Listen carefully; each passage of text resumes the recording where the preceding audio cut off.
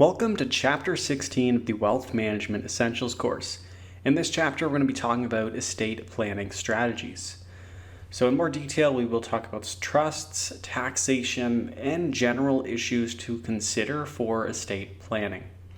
So starting with trusts. So a trust, it is created when one party, which is called the settlor, transfers assets to another party, the trustee, who holds legal title to the transferred property for the benefit of another party, the beneficiary, who has the beneficial interest. The trustee cannot profit from actions taken as the trustee, and they cannot acquire trust property or enter a contract with the trust personally. A testamentary trust, it is created by the testator's will and arises at the testator's death. An inter vivos trust is set up during the settlor's lifetime, and the settlor creates the trust in three ways: by demonstrating an intention to create a trust, by transferring legal ownership of certain clearly identified property to the trustee, and by clearly identifying the beneficiaries for whom the property is being held in trust for. Now, there are a variety of different trusts. So we will go through that. The first one being the express trust. So it expressly states the terms of the trust. Most express trusts are written outlining the intentions of the settlor or testator. Wills, codicils, discretionary family trusts, and other inter vivos trusts are examples of express trusts. So as mentioned, it is a trust that expressly states the terms. Resulting trusts presumes that a person has a share in a property based on that person's contribution of finance or labor to acquiring or maintaining the property. Constructive trusts may be formed when one party is unjustly enriched at the expense of another person. The court imposes an obligation on the unjustly enriched party to compensate or transfer property to the deprived party. A life insurance trust consists of the proceeds of one or more life insurance policies. Charitable remainder trust, so this is set up with the purpose of benefiting the community or public. This type of trust also can be used to donate funds to a charitable organization. Then you also have the spousal trust. So it's essentially a testamentary or inter vivos trust created by the testator or a settlor for the benefit of a spouse. Now with trusts, you have what's called the 21-year rule. So clients, they often want to establish trusts that will last forever. However, such trusts are generally considered invalid because they are contrary to the common law rule against perpetuities. So the 21-year rule, it is designed to prevent people from tying up assets beyond a certain period, which is ordinarily 120 years. So under the Income Tax Act, a trust is taxed every 21 years as if it had disposed of and reacquired all capital property at fair market value. In other words, a deemed disposition occurs. Many personal trusts contain a provision under which all trust property is distributed to the beneficiaries on a tax-deferred basis before the 21st year.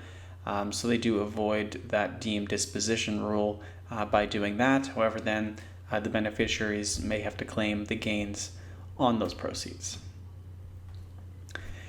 Now, just looking at some different reasons for an inter vivos trust. So the first reason is around asset management. So inter vivos trusts, they're most commonly used for estate freezes, where the common shares are given to the trust so that all future growth is taxable to the trust and therefore the beneficiaries, and can be divided amongst them. So the owner of the entity usually owns the preferred shares and retains control of the company while being paid dividends. There's also asset protection. So holding assets in an irrevocable discretionary trust can protect the assets both from the beneficiaries' creditors and from the beneficiaries themselves. Avoiding a deemed disposition at death and probate fees is another reason. So assets placed by a person in an inter vivos trust before death will not be subject to the deemed disposition rule at the time of that person's death. The assets do not form part of the deceased estate and are not subject to probate. They are held by the trustee for the beneficiary. Now, when looking at taxes and trusts, so when income earned in a trust is distributed to the beneficiaries, it is taxed in the beneficiary's hands. The income retains its character for tax purposes. So, for example, in a trust, as for an individual, Canadian dividends are eligible for the dividend tax credit, and only 50% of capital gains are taxable, whereas interest income is fully taxable. Now, the general rule for taxation of personal trusts is that the income of the trust is not taxed in the trust's hands to the extent that it is paid or payable to a beneficiary in the year. A trust may retain income earned in one taxation year and pay it out to a beneficiary in the following taxation year. Any income not paid or payable to the beneficiaries is taxed in the trust. In such cases, the beneficiaries do not pay additional tax if the funds have already been taxed. As previously mentioned, trusts are deemed to dispose of all trust property every 21 years, including capital properties, land inventories, and resource properties. There is also what's called a qualified disability trust. So it's designed to benefit disabled individuals by permitting the lower tax rates to the trust. The named beneficiary must be eligible for the disability tax credit. So some other eligibility requirements, so it must be a testamentary trust, it must be a resident of Canada, it must make a joint election in its T3 tax return with one or more of its electing trust beneficiaries to be a qualified disability trust for the year. And it must have income for the taxation year, not including income from a preferred beneficiary election, which does not exceed the dependent tax credit. So a preferred beneficiary can be one of two types. It can be a Canadian resident who is a beneficiary of a trust at the end of the trust taxation year, or who qualifies for the disability tax credit. A Canadian who is an adult dependent on others by reason of a mental or physical infirmity, or who is also one of the following: the settlor of the trust, the current or former spouse or common law partner of the settlor of the trust, a child, grandchild, or great-grandchild of the settlor of the trust, or the spouse or common law partner of any such person.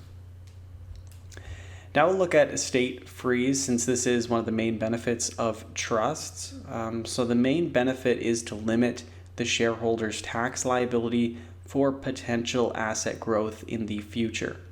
So shareholders freeze the value of their specified growth assets, usually the common shares. So if you think of a company having the common shares and the preferred shares, the common shares go to the trust and the preferred shares go to the owner of the company. And by moving the common shares to the trust and having future growth taxed by the beneficiaries of the trust, it can really help with the taxation. Sometimes the beneficiaries can even use their lifetime capital gains exemption as well, which is quite beneficial. Then the preferred shares are usually held by the owner to collect dividends and retain control of the company. It can also be done with a holding company. Now, it is worth noting that freezing an estate does carry the following risks. So once an estate freeze is in place, any growth in the new common shares accrues to the children, not the owner, or it doesn't have to be the children, but just the beneficiaries of that trust. And non-growth assets taken back by the shareholder or transfer, such as promissory notes or preferred shares, may not provide adequate income. Now, some general estate planning considerations. One is just make sure that the client has an up-to-date will and that executors are selected. And has an estate freeze been considered for more complex situations? So if you do have a situation arise where a client has a fairly successful business and they won't actually need much of that growth from the company when they do go to sell it, and the plan is to leave that growth for the children, then a straight freeze may be appropriate in that case. And do beneficiaries need to be revised? So always just check the accounts to make sure beneficiaries are up to date. Is there an appointed power of attorney? And do they have a living will? So those are all of the main concepts with Chapter 16. I hope you found the review helpful, and I will see you all in Chapter 17.